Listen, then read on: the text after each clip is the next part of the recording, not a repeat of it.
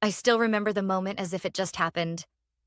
I was standing by the office coffee machine adding a dash of oat milk to my morning blend when Ryan, the new CEO and son of the company's founder, walked into the break room. He didn't greet me. He didn't smile. He just looked at me like I was part of the furniture he'd decided to throw out. "Lily, I need to see you in my office. Now." It wasn't a request. I had been with the company for nearly 11 years. In that time, I had built the client services department from scratch, negotiated over 100 contracts, and trained most of the team that now sat just outside his office door. But none of that mattered to Ryan. His father, Mr. Cole, had built the company with grit and loyalty. Ryan inherited the title, and apparently thought it gave him the right to play God. I followed him, trying to shake off the tension building in my chest. He didn't even sit down. "You're fired," he said, voice flat, emotionless. "We don't need lazy people like you dragging this place down." I blinked. At first, I thought it was some kind of twisted joke. "Excuse me?" "You heard me," he replied, casually flipping through a stack of papers like he was deciding what to have for lunch. "You can collect your things and leave, effective immediately." I stared at him, stunned. My heart pounded in my ears. I wanted to shout, to defend myself, to demand an explanation. But instead, I smiled. A calm, polite, deliberate smile. "Understood," I said. "Have a nice day, Ryan." I walked out of his office with my head high, but inside I was trembling. My teammates looked at me as I passed, sensing something was wrong. A few started to stand, ready to ask questions, but I gave them a subtle shake of the head. "Don't make this harder." I packed my desk in silence. As I drove home, memories flooded my mind. 11 years. 11. I had given this company more time than I gave my own family. Late nights, working through holidays, taking calls while holding back tears after my divorce. I gave them everything. And now I was dismissed like I was nothing. But I wasn't angry. Not yet. I was curious. Why? That question haunted me all night. I barely slept.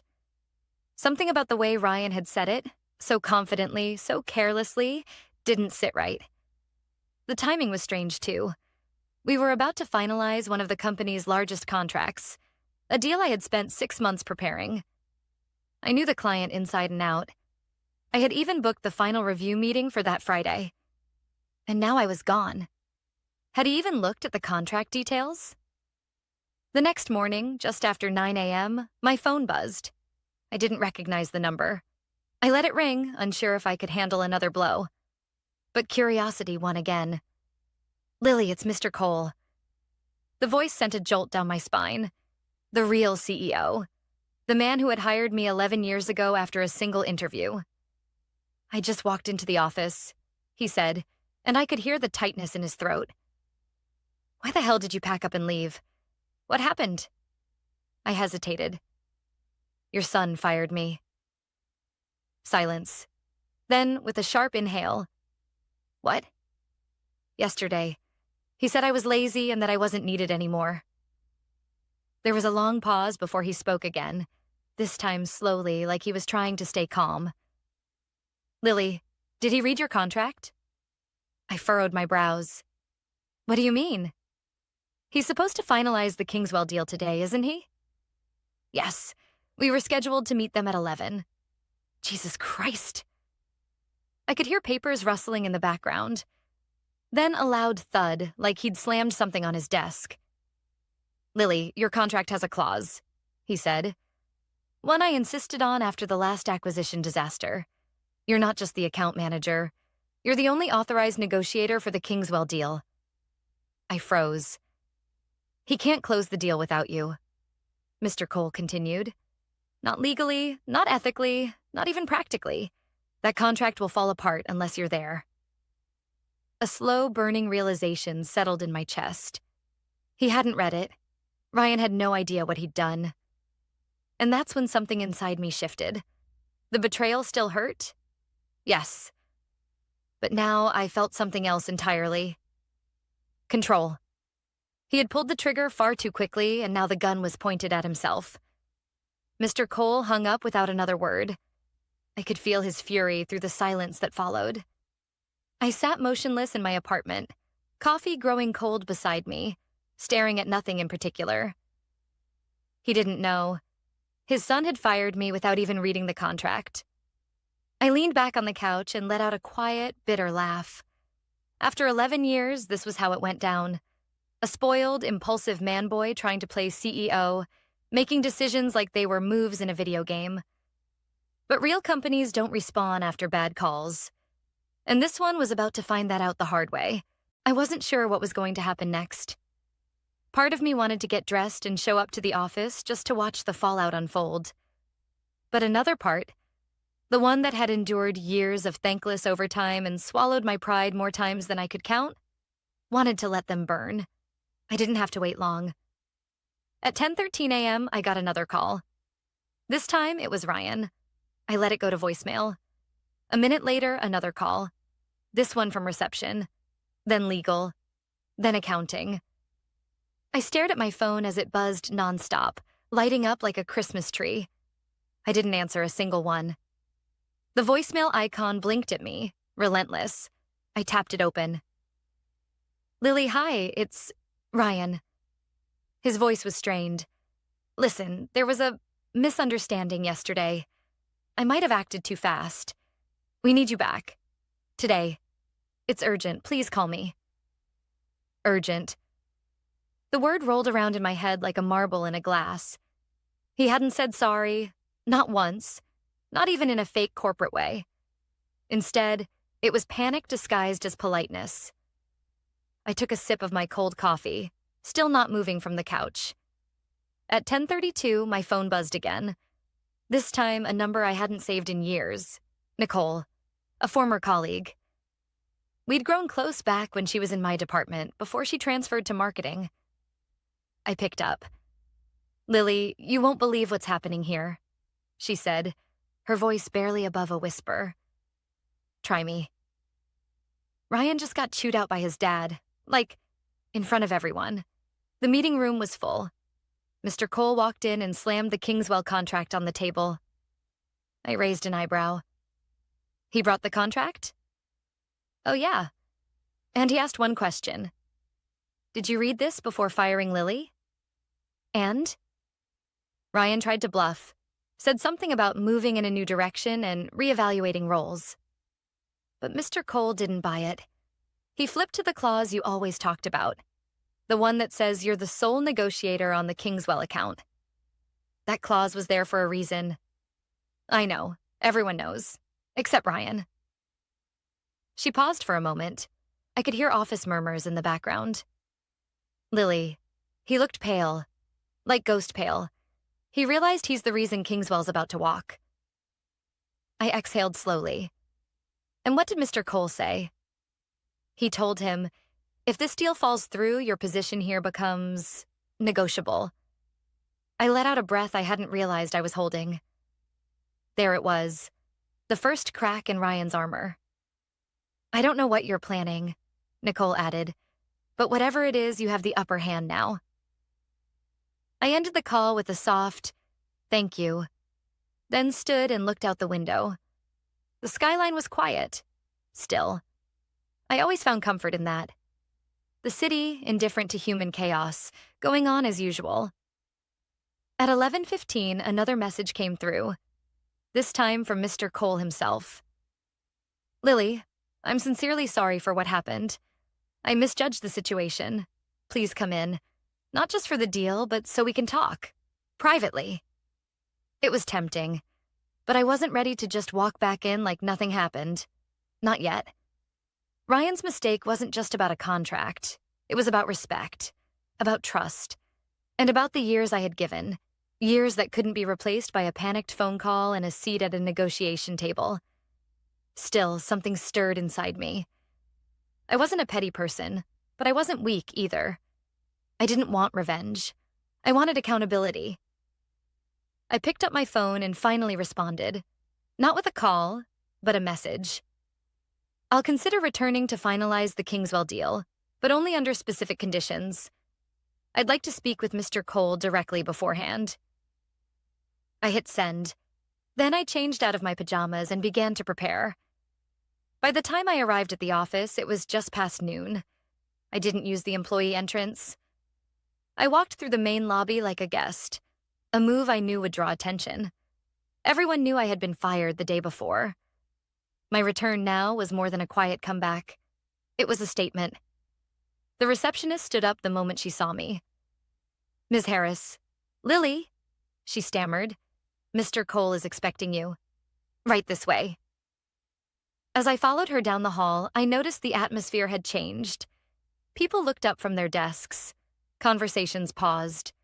There was a sense of quiet tension, like the building itself was holding its breath. Mr. Cole was standing at the door to his office when I arrived. He wasn't smiling. "Lily," he said, nodding. "Thank you for coming in." I nodded back but didn't extend my hand.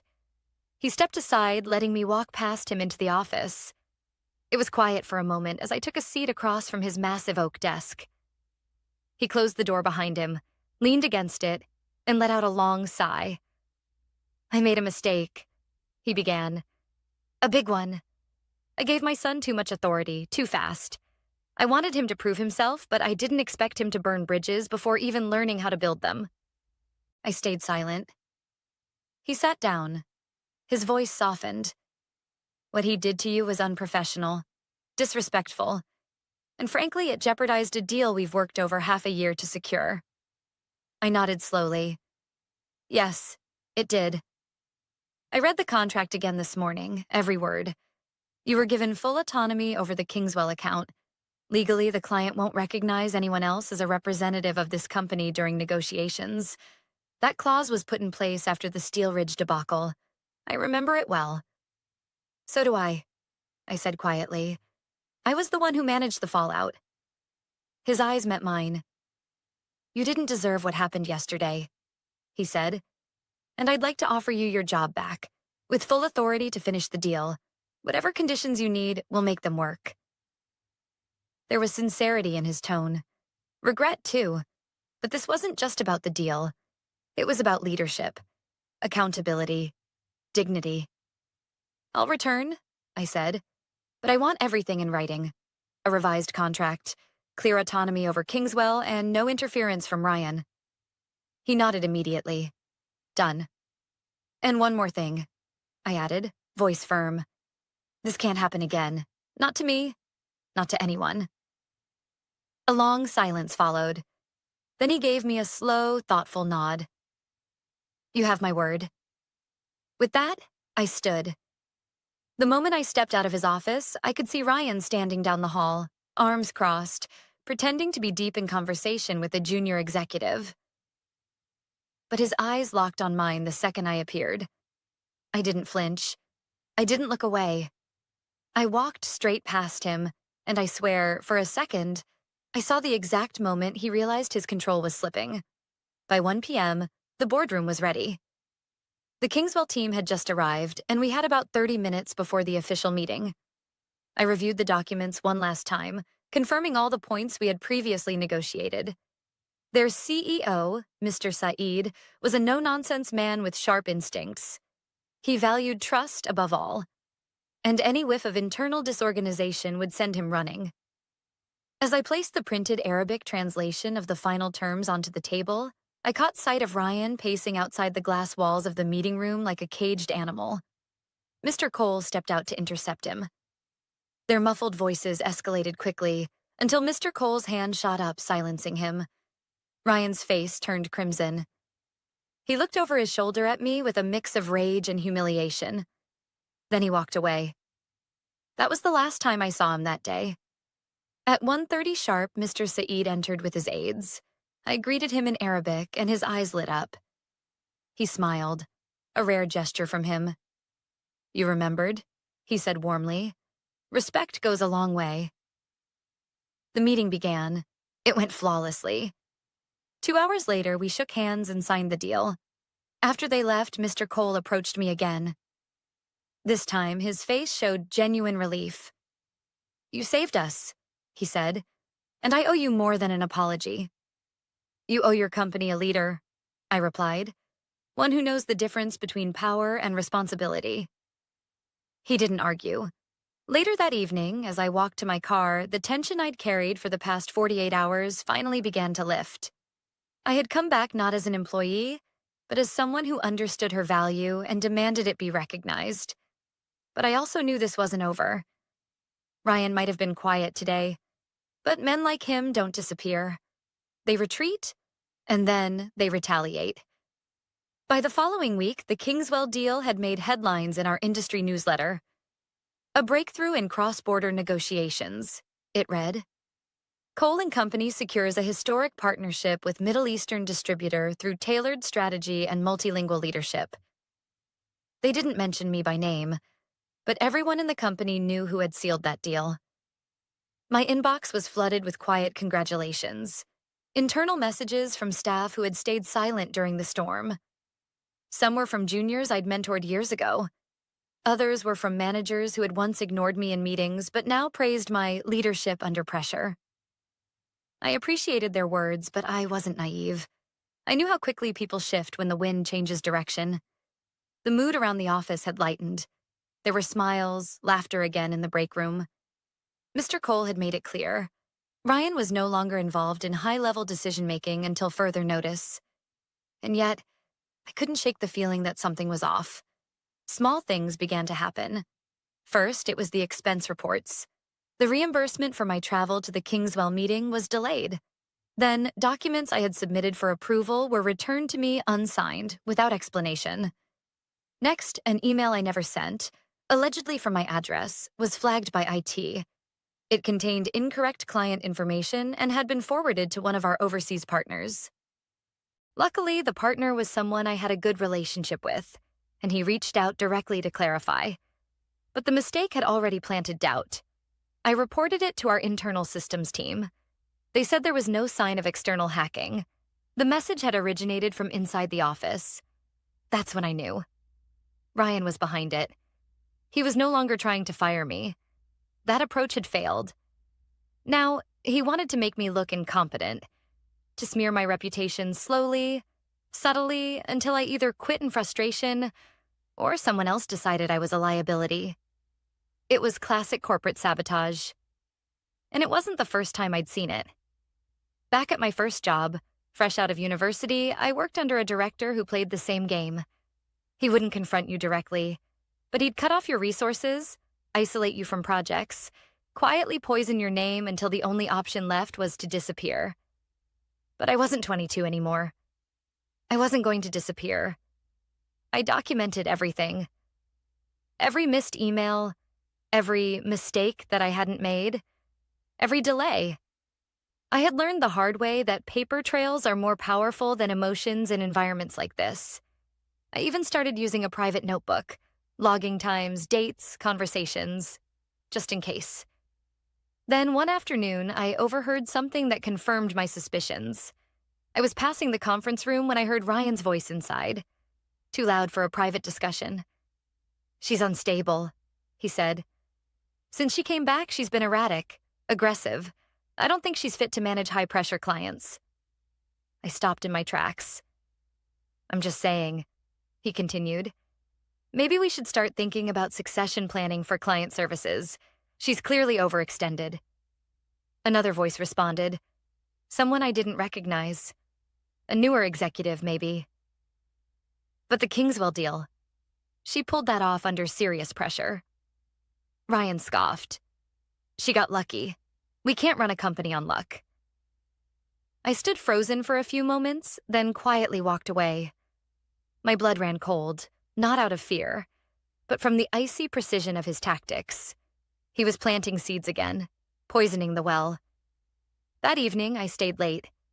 The office was quiet, the halls dim. I sat alone in the glass meeting room, staring at the city lights, wondering how many more battles I would have to fight just to keep doing my job. And then, a voice broke the silence. "Still here?"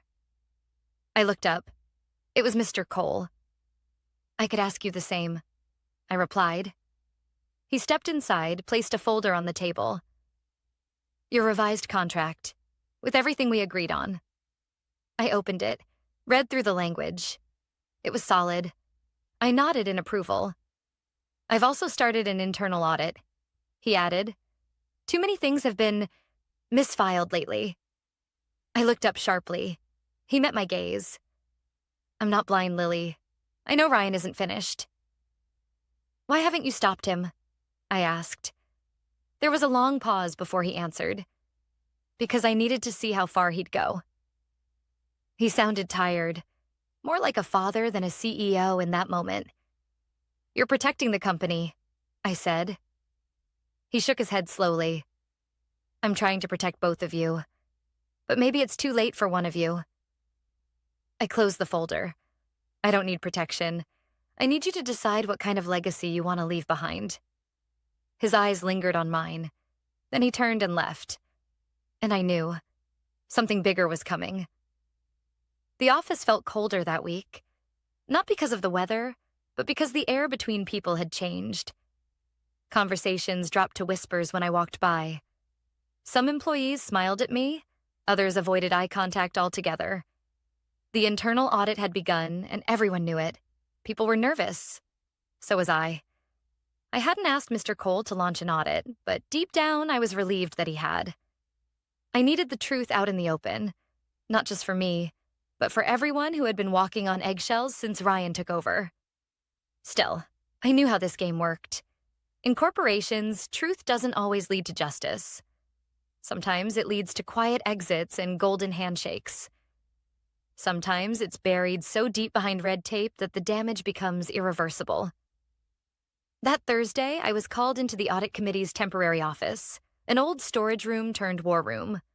Files were stacked on tables, monitors glowed with data, and a whiteboard was filled with timelines and digital breadcrumbs. David, the lead internal auditor, greeted me. Lily, thanks for coming in. We'd like to ask you a few questions about some recent irregularities. I nodded and took a seat. He pulled up a file on the screen. First, this email that appeared to be from your account. We've confirmed it was sent from a shared workstation near the break room. The credentials were manually entered. So someone used my login? He shook his head. Someone had your credentials. Copied them, most likely. This wasn't phishing. It was internal. I folded my arms. I reported that incident the day it happened. He gave a tight smile. Yes, and we're glad you did. We found a few others like it. Emails rewritten, spreadsheets altered, sign-offs removed. Always traced to shared machines. Always under your name. The weight in my chest grew heavier. This was coordinated, I said. David hesitated. Yes. And we've narrowed down the list of people who had access. We've also noticed unusual patterns linked to Ryan's executive assistant's login. I sat still. He continued carefully. We're not accusing anyone yet, but there's a clear pattern, sabotage intended to discredit you, and possibly others. I clenched my jaw. So what happens now? That's where it gets complicated, he said. Mr. Cole asked us to present our findings directly to him. He's made it clear. He wants the truth. All of it. No filters. I nodded slowly. Then I'll be there. David raised his eyebrows. You're not required. I will be there, I repeated. If this is going to surface, I want to look everyone in the eye. He didn't argue. That night, I barely slept. I kept thinking about the others who had left quietly over the past year. Talented employees in their 30s and 40s who had simply moved on without much notice. People who had once been considered rising stars. I used to think it was just turnover. Now I wondered how many of them had been quietly pushed out by Ryan's games. I arrived early to the executive boardroom the next morning. Mr. Cole was already there, staring out the window like a man waiting for the final card to fall.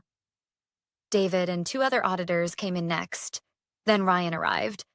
10 minutes late, looking smug, phone in hand, not a trace of concern on his face, until he saw me. He paused at the door. She's not on the audit committee. Mr. Cole didn't turn. She's here at my request. Ryan shifted his weight uncomfortably. This is supposed to be internal, confidential. Then you should have kept it that way when you used company resources to fabricate emails, I said, my voice calm but sharp. Ryan scoffed. That's ridiculous. David spoke up. We've traced multiple login attempts tied to your assistant's account, all connected to irregularities targeting Lily's work. There's a clear timeline. Ryan's face began to shift, his practiced smugness cracking. You're reaching. She's just bitter about being let go. I looked him in the eye. You didn't let me go, Ryan. You sabotaged me. And you almost tanked the biggest deal this company has landed in 5 years. Mr. Cole finally turned. I gave you a chance, he said quietly. I gave you more than one. And you've done nothing but tear down the people trying to build something real here. Ryan's bravado faltered. This isn't what you think. No, Mr. Cole cut in. It's worse. A heavy silence filled the room. Then Mr. Cole stood. The board will be reviewing this report. Until then, you are suspended, effective immediately. Ryan opened his mouth to protest, but the words never came. He looked at me one last time. This time, not with rage, but with disbelief. Like he had finally realized that none of his usual tricks were going to save him now. He walked out in silence. I stayed behind. Mr. Cole exhaled, his shoulders sagging. I failed him, he said, as a leader, and maybe as a father. You can't lead someone who refuses to grow, I said quietly. But you can lead the company. You still have that choice. He looked at me, then nodded. And for the first time since this all began, I felt the weight start to lift. 2 weeks had passed since the audit meeting, but the impact of that morning still echoed through every corner of the building. Ryan hadn't returned, and the once proud smirk he carried like a badge was now the stuff of whispered office gossip. The board moved quickly. The evidence was too strong, too detailed, too damning to ignore. The falsified emails, the login traces, the unexplained disappearance of files, the attempt to weaponize HR complaints, all under Ryan's direction or through people he manipulated. When the final report came out, it was clear. Ryan hadn't just tried to sabotage me. He had compromised the integrity of the company itself. His suspension became a termination. The official announcement cited breaches of ethical conduct and internal misconduct. No lawsuits, no press release. Just a quiet exit through the back door of corporate history. But word spread anyway. I thought I'd feel triumphant when I heard the news. Instead, I felt calm, not victorious, just steady. Like I had weathered the storm, and now I could finally breathe. A few days later, Mr. Cole called me into his office. Close the door, he said. I did. He sat at his desk, a folder in front of him, but he didn't open it yet.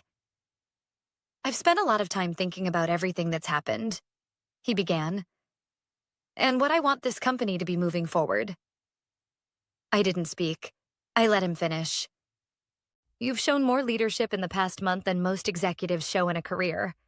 You protected our biggest deal, held your composure in a public humiliation, and navigated personal attacks with professionalism. That's the kind of person I want helping run this company. He slid the folder across the desk. Inside was a promotion letter, Director of Client Strategy, an executive-level role, one that reported directly to him. I looked up, startled. I didn't ask for this. I know, he said. That's why you deserve it. I hesitated, then gave him a small nod. If I accept this, I want a say in how we move forward. I don't want to just hold a title. I want to rebuild this culture, the right way. He smiled. That's exactly what I was hoping you'd say. Later that evening, as I sat alone in my new office, a temporary one while renovations were underway, I stared at the blank nameplate on the door. For years, I'd walked these halls wondering if anyone really saw the work I did. The late nights, the client saves, the fires I put out without a single word of credit. I thought staying quiet was the best way to keep peace, to not cause friction. But silence had almost cost me everything. It wasn't just about a contract or a position. It was about remembering that competence is not arrogance, and professionalism is not weakness. I had been underestimated, dismissed, and sabotaged, but I had never been defeated, and I hadn't let myself become bitter in the process. That, to me, was the real win. In the weeks that followed, I started reshaping the department. I reopened lines of communication. I reinstated people who had been pushed out unfairly. I created an anonymous reporting system so no one else had to fear retaliation for speaking up. I even made time for the younger employees who were just starting out, some of whom had witnessed what I went through and quietly asked how I stayed strong. I told them the truth. "You don't always get to pick the battles," I said, "but you do get to decide who you become in the middle of them." As for Ryan, last I heard he was interviewing at smaller firms out of state, but his reputation had caught up to him. Some said Mr. Cole pulled strings to make sure his name didn't get dragged publicly. Maybe that was a father's last act of love. I didn't ask. I didn't need to. One afternoon, while walking through the office, I passed the glass wall that once housed the Kingswell negotiation. I paused for a moment, remembering everything: the sabotage, the call, the panic, the eventual triumph. That single deal had changed the course of my career. But the real shift happened the moment I smiled at Ryan and walked out of his office, refusing to beg. That was the turning point. Not because I gave up, but because I knew what I was worth. And I refused to let anyone, boss's son or not, take that from me again.